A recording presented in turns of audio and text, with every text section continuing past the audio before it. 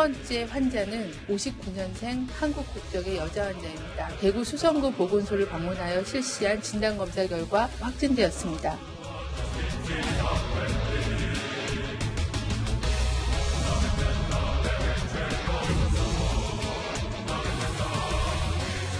코로나19 발생이 새로운 국면을 맞이하고 있으며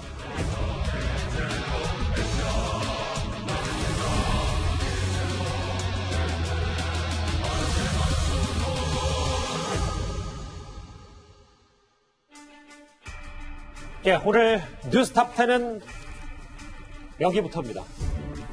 이 청정지역 대구까지 뚫렸습니다. 오늘 31번째 확진자가 추가로 나왔습니다. 그런데요, 이 31번 환자 또한 29번, 30번 환자처럼 해외여행을 다녀온 적이 없고 그리고 또 어떻게 감염됐는지 또 오리무중입니다. 31번째 환자는 59년생 한국 국적의 여자 환자입니다. 여행력이 없고 접촉력이라는 게 밝혀지지 않은 일반적인 그런 환자분이기 때문에 병원에서는 코로나19를 의심하기는 어려우셨을 것 같습니다. 자, 이제부터 이 얘기를 좀 하나하나 해볼 텐데요. 먼저 장혜철 평론가님.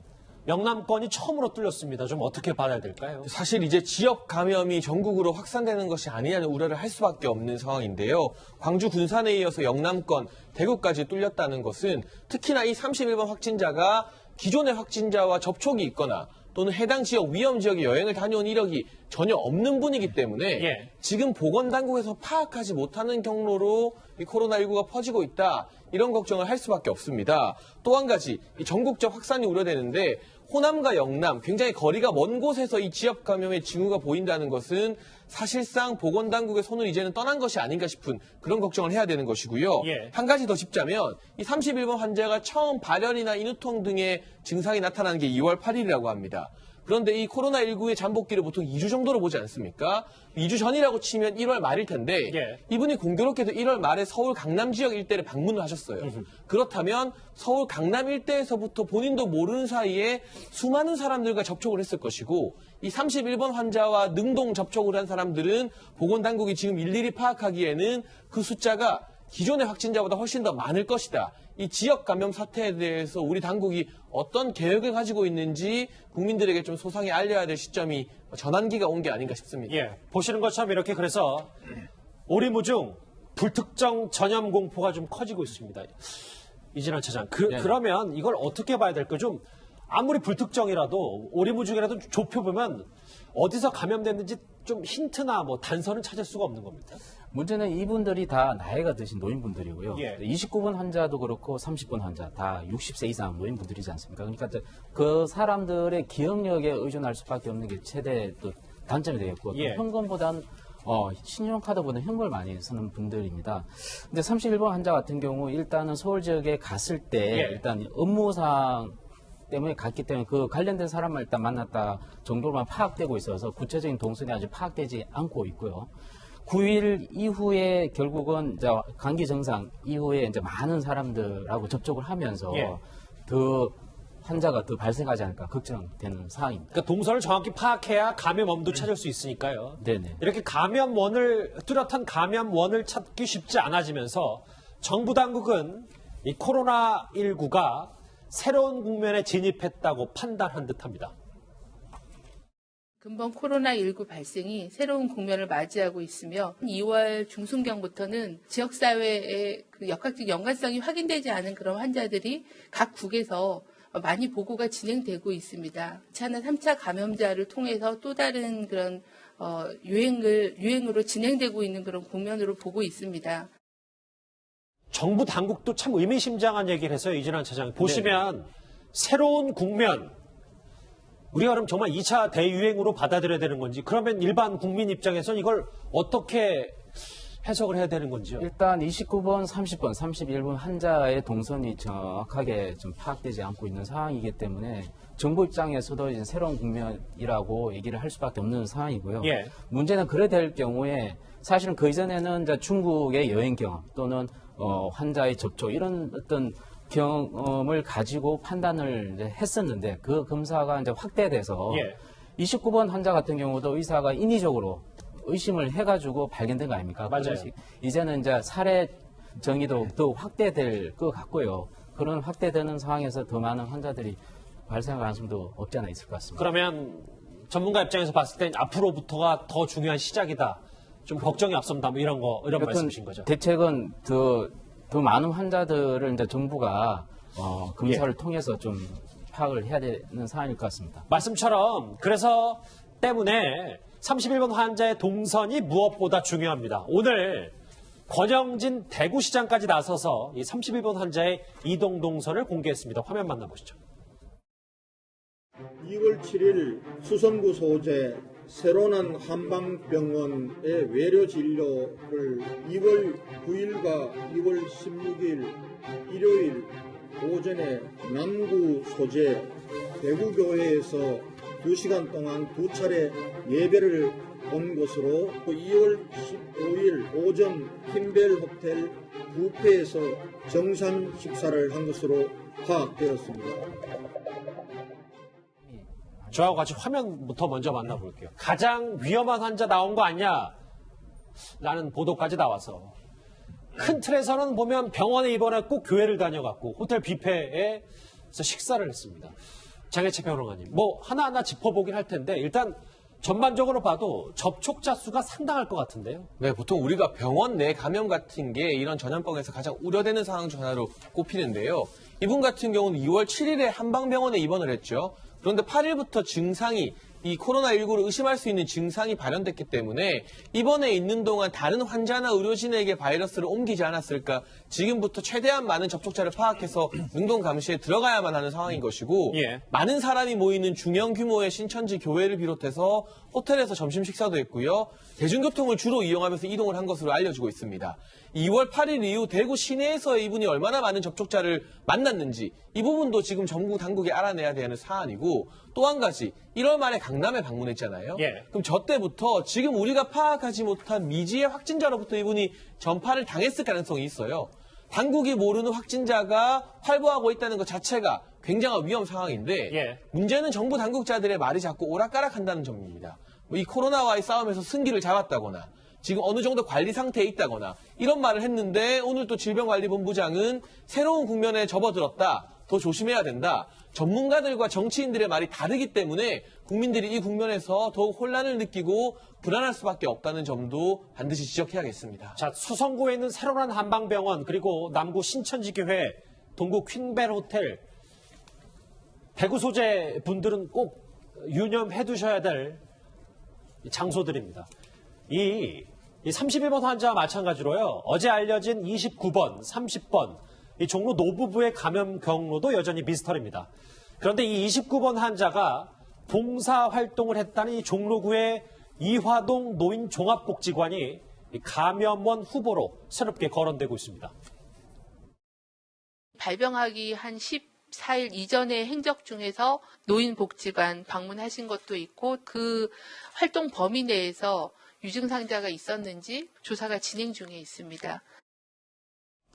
이현정 의원님, 저 네. 화면 같이 보실게요. 오늘부터 계속 많은 노인분들이 걱정하시는 게 이 종로에 있는 노인복지관에 꽤 많은 이동이 있었기 때문에 이 부분을 좀 많이 생각을 하시더라고요. 그러니까 지금 이제 당국에서 어디서 감염이 됐는지를 지금 현재 못 찾고 있는 이유가, 특히 활동 범위가 굉장히 넓었다는 거죠. 예. 특히 29번 이 어르신 같은 경우에 이 종로에 있는 노인종합복지관에서 보통 일주일에 한 4번 정도씩, 3-4번 정도씩 당구 교실을 참가를 했다고 합니다. 아시겠지만 당구라는 게 좀 굉장히 서로 간에 밀접하게 좀 접촉을 하지 않습니까? 거기에다 또 교양 강좌도 수령을 했고요. 또 이제 이 도시락을 갖다가 이렇게 독고에 전달해주는 이 봉사도 함께 했다는 거죠. 자, 그리고 강의도 많이 들었기 때문에, 그렇다면 대부분의 이 노인복지관 이용하는 분들이 다들 어르신들이지 않습니까? 그렇다 보니까 이분들을 일일이 이제 확인을 해서 그분들이 혹시나 감염원인지를 이제 조사를 해야 되는 것이고, 예. 그분이 예를 들어서 다른 분들이 어디에 갔다 왔는지, 외국을 갔다 왔는지 이런 부분을 모두 다 확인해야 되기 때문에 사실은 지금 시간이 굉장히 많이 걸리고 있는 상황이고, 더군다나 이제 노인분들 같은 경우는 기저질환이 있는 분들이 꽤 많지 않습니까? 그렇죠. 그렇기 때문에 실제로 감염이 됐을 경우에 상당히 중증이 나타날 수도 있는 상황이기 때문에 특히 이제 이 어떤 29번 어르신 같은 경우에 활동 범위에 대해서 지금 방역 당국이 일일이 하나하나를 노인을 다 찾고 있기 때문에 상당히 시간이 오래 걸리는 것 같습니다. 이진환 차장, 제가 네네. 추가로 질문 하나 드릴게요. 이 노인 종합복지관, 그러면 아까 이현정 의원님이 지적하셨지 기저질환이 있고 면역력이 떨어지니까 앞으로 추가 접촉자나 추가 확진자가 나올 가능성이 평소보다는 좀 높아진 겁니까? 일단은 이 환자의 경우 가장 많이 방문한 데가 강북 서울 외과 의원이 굉장히 많이 들어간 걸로 되어 있고요. 그러면서 일단 그쪽에서 일단 치료를 많이 받았는데 그 병원 원장하고도 통화를 해봤습니다. 아하. 아직까지는 본인도 이제 자가 격리를 이제 병원에서 지금 하고 있습니다. 예. 집에 아예 못 들어가고. 근데 현재 상황에서는 크게 어떤 증상이 나타나지는 않았고, 그래서 이제 그쪽이 가장 접촉을 많이 한 원장이기 때문에 알겠습니다. 제일 관심이 많은데, 다른 쪽은 일단 긴밀 접촉이 어느 정도 됐냐에 대한 분석이 좀 필요할 것 같습니다. 일단 그 참석했다고 해서 모든 환자들이 다 감염의 대상이고 그런 문제가 있다라고 보기에는 이게 종로 네네. 노인복지관에서 당구를 쳤다고, 당구를 배웠다고 해서 꼭 다 모든 사람이 접촉자 수가 되는 건 아니니까요. 그렇죠. 네네. 알겠습니다. 실제로 뭐 직접 전화를 걸어 취재도 해보셨는데 지금 상황은 그렇군요. 그런데 여러분이 유념하셔야 할 건 또 있습니다. 29번 환자는 코로나 확진 판정을 받기 전에 동네 의원을 8번이나 찾았습니다. 여러 의료기관에서 진료를 받는 것을 자제해 주시고 가급적 내 건강 상태를 소상히 알고 있는 동네 병의원 한 군데를 지속적으로 방문하는 것이 바람직합니다. 앞으로 저 정부 당국의 말처럼 이진환 차장이 네네. 8번, 물론 뭐 본인 스스로도 답답하니까 이것저것 병원을 찾았겠지만 이 지금 코로나 사태 이후에는 저런 행동을 절대 하진 않아야 되겠네요. 네네. 맞습니다. 사실은 이제는 중국에 간 어떤 여행 경력 이런 거가 이제 필요 없는 상황이 된 상황 아닙니까? 예.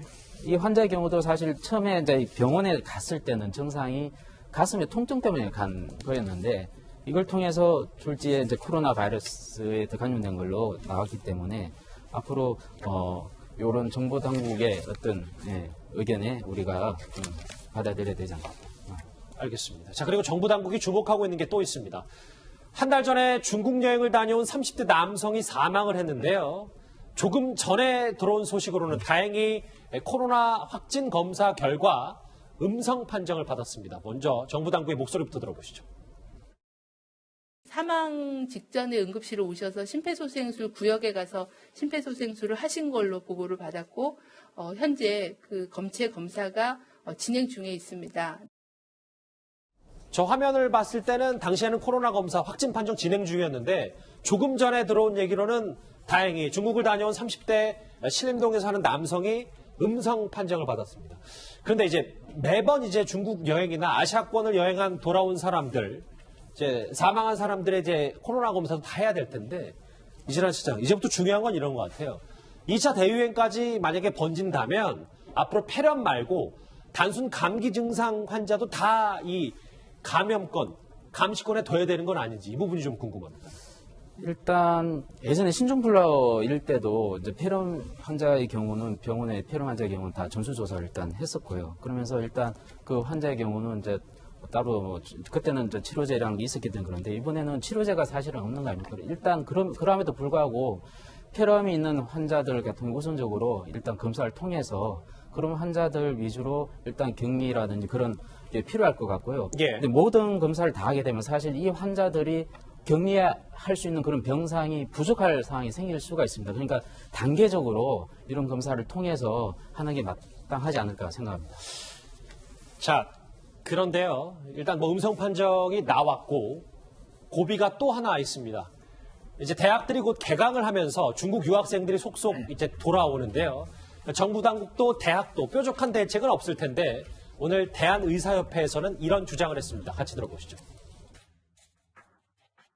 냉병을 병행할 때 지역사회 감염을 막기 위한 2차적인 방역이 실패했다는 것은 중국 전역으로부터 국제한 조치를 독촉하는 것이지만 지역사회 감염 전파가 본격적으로 시작되는 지금이 마지막 기회입니다. 이현정 의원님, 네. 뭐 이 중국인 유학생들이 이제 개강을 앞두고 이제 속속 돌아오면 그렇죠. 어떻게 격리할지 정부 당국도 대학도 뾰족한 대책이 없는데 네. 대한의사협회 말처럼 정말 입국 공투도 다시 재고해야 되는지 이 부분이 좀 그러니까 지금 이게 알아봐야겠는데요. 고민인 것 같습니다. 지금 어떤 대학 같은 경우는 중국 학생들이 3,000명이 넘는 학교도 있어요. 보통 3,000명, 2,000명. 사실 우리가 중국 학생들을 굉장히 많이 받아들였거든요. 근데 문제는 이 중국 학생들이 들어올 경우에 어떻게 보면 격리할 수 있는 공간이 지금 없다는 거죠. 지금 이제 기숙사가 있는데 기숙사 같은 경우는 또 국내 학생들도 거주하고 있잖아요. 그래서 일부 대학은 아예 국내 학생들을 내보내고 그 공간에다가 이제 중국 학생들을 한 2주 동안 격리하겠다는 방침인데 사실 그래서 국내 학생들 또 반발하고 있어요. 왜 우리를 내보내냐 반발하고 있고 또 이게 강제할 수 있는 방법이 없습니다. 그리고 또 중국 학생들이 보면 대부분 기숙사보다는 또 밖에 다시 따로 자기들이 원룸이나 이런 걸 얻어서 사는 학생들이 많거든요. 그럴 경우에 이 학생들이 어디에 격리 조치를 하더라도 밖으로 나돌아다니면 사실은 뭐 통제할 수 있는 방법이 없습니다. 예. 자, 그렇다 보니까 지금 일부 학교에서는 이 교직원들 다 동원해서 지금 이제 열 체크한다든지 또 학생들 감시한다든지 이런 걸 하고 있지만 상당히 역부족이라고 그래요. 도저히 어떤 면에서 보면 방법이 없다는 것이죠. 그래서 지금 의사협회 같은 경우는 이게 예를 들어서 우한 지역뿐만 아니라 지금 다른 지역에서 오기 때문에 많은 지역에 지금 확진자들이 많지 않습니까? 중국 같은 경우에. 근데 만약에 이런 학생들이 들어와서 자유롭게 돌아다니면 상당히 우려가 크다는 것이죠. 예. 그렇기 때문에 어떤 면에서 보면 당분간은 좀 차단해야 되는 거 아닌가라는 주장하는데 또 학생들 입장에서 보면 이미 벌써 각 학교에서 한 2주 정도 계약을 연기를 했거든요. 근데 더 이상 연기를 할 수가 없습니다. 또 학생들은 자기가 공부하겠다고 그러고 또 우리를 또 왜 환자 취급하느냐 이렇게 또 지금 반발하고 있는 상황이거든요. 그러면 볼 때는 좀 학교 입장에서 보면 지금 진퇴양난의 상황에 처한 게 아닌가 싶어요. 자, 이런 가운데 오늘 오후 4시경에 일본 크루즈선에 갇힌 우리 국민을 구출하러 정부 전용기가 이렇게 떴습니다. 화면부터 좀 만나보실까요? 대통령 전용기를 투입하기로 결정하였습니다. 모두 감염 증상은 없는 상태입니다. 내일 오전 김포공항에 도착할 예정으로 귀국을 희망한 4명과 일본인 배우자 1명 등 최대 5명을 이송할 계획입니다.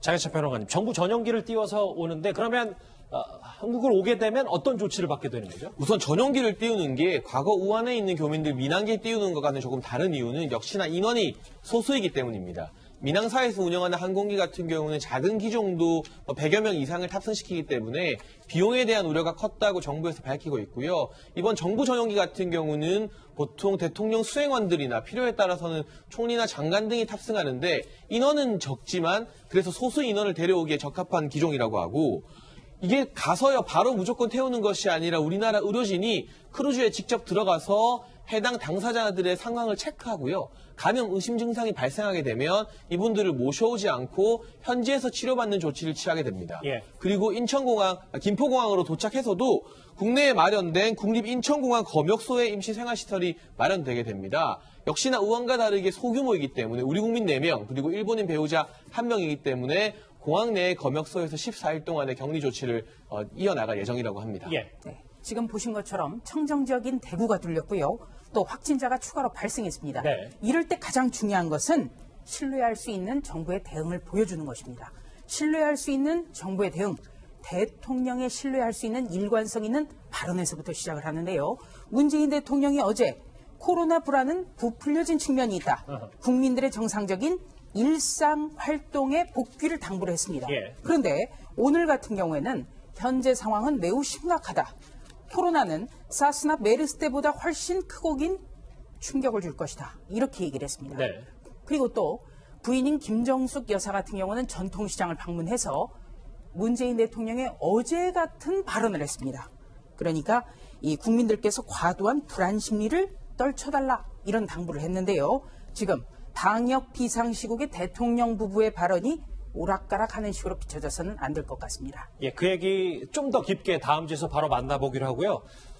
다음 주에 넘어가기 전에 아까 제가 발언했던 그 30대 남성, 중국 여행을 다녀온 남성이 사망했고 코로나 검사 결과 음성 판정을 받았을 때 제가 다행이라는 표현이 좀 부적절한 표현을 썼습니다. 바로 잡겠습니다. 이번 주제 여기서 정리하고요. 다음 주제 바로 넘어가겠습니다.